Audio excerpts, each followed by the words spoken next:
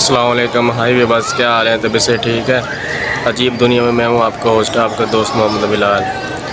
आए दिखाते हैं आज मुल्तान का मौसम देखें कितना खुशगवार है। अंधेरी और बारिश के दौरान देखें कैसे उड़ती आ रही है ट्रेन।